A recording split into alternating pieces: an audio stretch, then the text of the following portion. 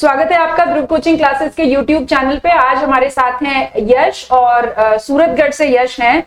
Foundation में भी all India first rank थी, इंटर में इनकी ऑल इंडिया 35th रैंक है। कंसिस्टेंट रैंक का ट्रैक रिकॉर्ड इन्होंने मेंटेन किया है और ये हमारे स्टार DCCN है। तो सबसे पहले कॉन्ग्रेचुलेट टू यू और we are so proud of you कि आप फाउंडेशन में हमारे साथ थे, इंटर में हमारे साथ हैं और फाइनल में भी हमारे साथ बने रहेंगे। तो यश, सबसे पहले मुझे ये बताइए कि ये जैसे कहते हैं ही इज अ रैंक होल्डर और ये तो रैंक होल्डर है, फाउंडेशन में भी रैंक होल्डर थे, इंटर में भी है। तो ये रैंक होल्डर को क्या रैंक आने से पहले ऐसे कुछ इंट्यूशन होता है क्या रैंक का? मैम, मैं ऐसा तो नहीं कहूंगा कि पहले से इंट्यूशन होता है। It's all about consistency. कि मैंने एक बुक पढ़ी थी, उसमें एक बहुत ही अच्छा कोट था कि सक्सेस तक पहुंचना तो बहुत इजी रहता है, बट सक्सेस को मेंटेन करना ना उससे ज्यादा मुश्किल रहता है। बिल्कुल ठीक। तो वही मेरे साथ हुआ है कि फाउंडेशन में नो डाउट बहुत मेहनत करी थी, बट उसके बाद मुझे ऐसे नहीं है कि मैंने उसके बाद मेहनत करनी छोड़ दी।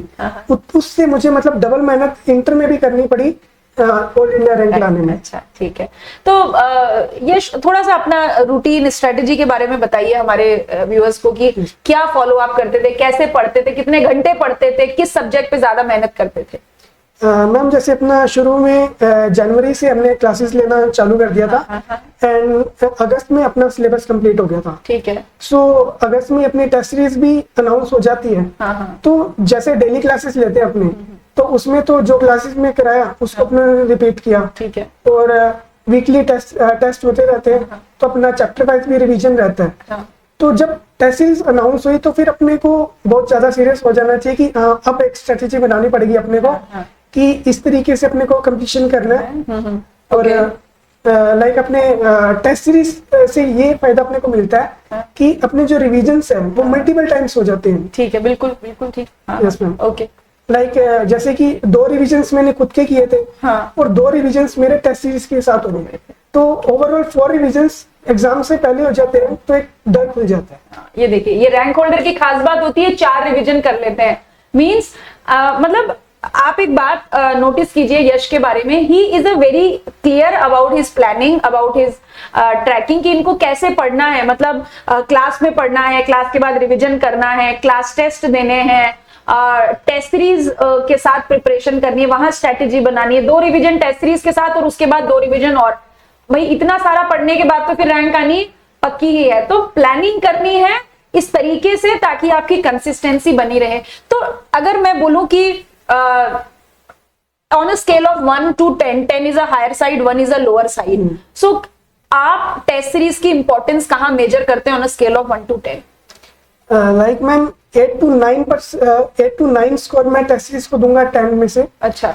क्योंकि लाइक क्लासेस वगैरह मतलब सब लेते हैं, कुछ बीच में बंक वगैरह भी करते हैं, कुछ का बैकलॉग चल रहा होता है, कुछ का सिलेबस भी मतलब रह जाता है। तो टेस्ट सीरीज से क्या होता है कि जो अपना रह गया वो उसमें अपने कवर कर पाते हैं। बिल्कुल। तो जिससे फाइनल एग्जाम्स में ना अपने को मतलब कि डाउट नहीं होता कि यार ये तो मेरा छूट गया था, वो टेस्ट सीरीज में अपना कंप्लीट रहता है।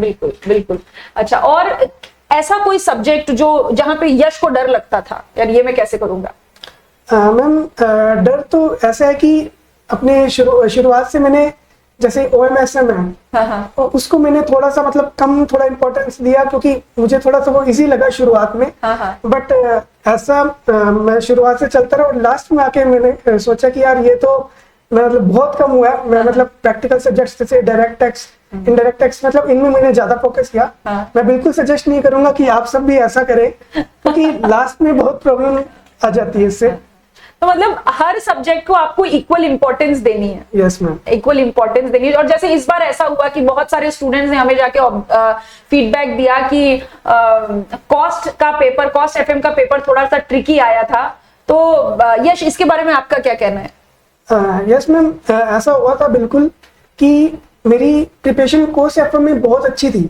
अच्छा। बट लाइक पेपर ऐसा आया, उसमें FM का पेपर फिर भी थोड़ा सा इजी था और कॉस्ट का पेपर थोड़ा सा ज्यादा टफ था। तो मैंने फर्स्ट कॉस्टिंग से स्टार्ट किया, तो उससे माइंड में प्रेशर क्रिएट होने लग गया मेरे, और वो इतना बढ़ गया कि जो FM मेरे को बहुत टिप्स पे अच्छे से आती थी, मैं वो क्वेश्चंस भी सॉल्व नहीं कर पा रहा था। तो इस वजह से मुझे लगता है ये रीजन से काफी बच्चों का पेपर खराब हुआ कि उस प्रेशर की वजह से वो नहीं कर पाए मेन। क्योंकि मैं भी हमेशा जब क्लासेस में मैं लेती हूँ या मैं स्टूडेंट से इंटरेक्ट करती हूँ तो मैं हमेशा ये कहती हूँ कि ऐसा कभी होता नहीं है ना यश कि हम बिना प्रिपरेशन के एग्जाम में जाके बैठ जाएं। कोई 4 रिवीजन करके जाता है इनकी तरह, कोई 3 करके जाता है, कोई 2 करके जाता है, लेकिन पढ़ के सब एग्जाम में जाते हैं। मुद्दा हाउ यू मेक योरसेल्फ काम और क्वेश्चन को आप कितनी अच्छी तरीके से पढ़ते हैं। आई थिंक सारा गेम इसका ही है।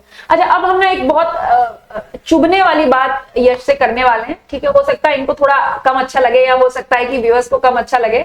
ऑल इंडिया इनकी फर्स्ट रैंक थी और वी वर ऑल्सो एक्सपेक्टिंग कि अभी भी ये टॉप 10 में आएंगे, बट ठीक है, इट्स हम जानते हैं, वी आर लाइक कहते हैं ना कि हम साक्षी हैं इस चीज के कि बहुत मेहनत इन्होंने की है, बहुत कंसिस्टेंटली ये थ्रू आउट दी जर्नी पढ़े हैं। लेकिन यश क्या आपको लगता है कि ऑल इंडिया फर्स्ट रैंक आपकी थी और इस बार आप ऑल इंडिया 35th रैंक पे आए, so my question is what you have not done this time, क्या कमी रही?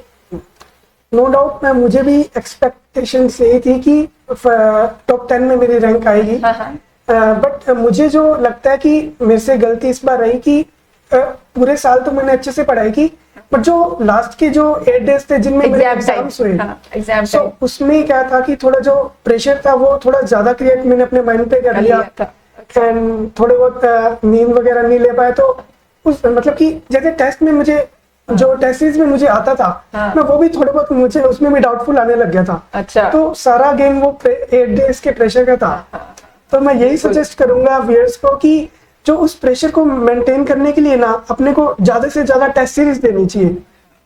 वही गोल, आप टेस्ट मत मिस कीजिए, क्योंकि हम ये कहते हैं ना कि प्लेयर बहुत अच्छा है लेकिन पिच पे मतलब वो 3 घंटे में आपने क्या किया।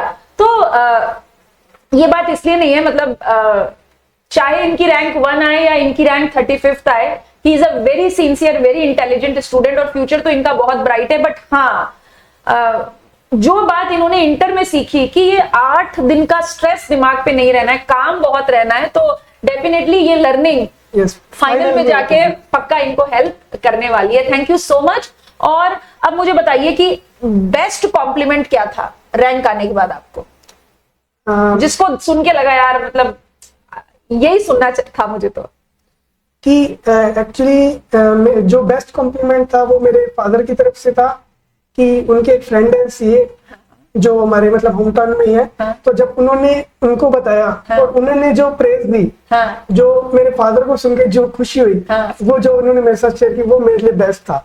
जो पेरेंट्स को खुशी हुई वो मेरे लिए बेस्ट प्रेज। अगर बाहर वाले लोग अगर पेरेंट्स को उनके बच्चों की तारीफ करते हैं तो पेरेंट्स के लिए वो तो प्राउड मोमेंट होता है। एंड बिल्कुल है ना, I have also experience this thing, Yash ने इसको एक्सपीरियंस किया और बहुत सारे लोग भी एक्सपीरियंस करते हैं। So very good Yash, all the best for your CMA finals and बहुत अच्छा लगा आप हमारे साथ आए। और इसके अलावा भी अगर यश से आप कुछ गाइडेंस चाहते हैं, कुछ आप फीडबैक चाहते हैं, तो because he is associated with DCC, तो आप इनसे इंटरेक्ट कर सकते हैं। आप हमसे इंटरेक्ट कीजिए, हम इनसे आपको कोऑर्डिनेट करवा लेंगे, ठीक है। थैंक यू सो मच हमारे साथ बने रहने के लिए and all the best to all of you also.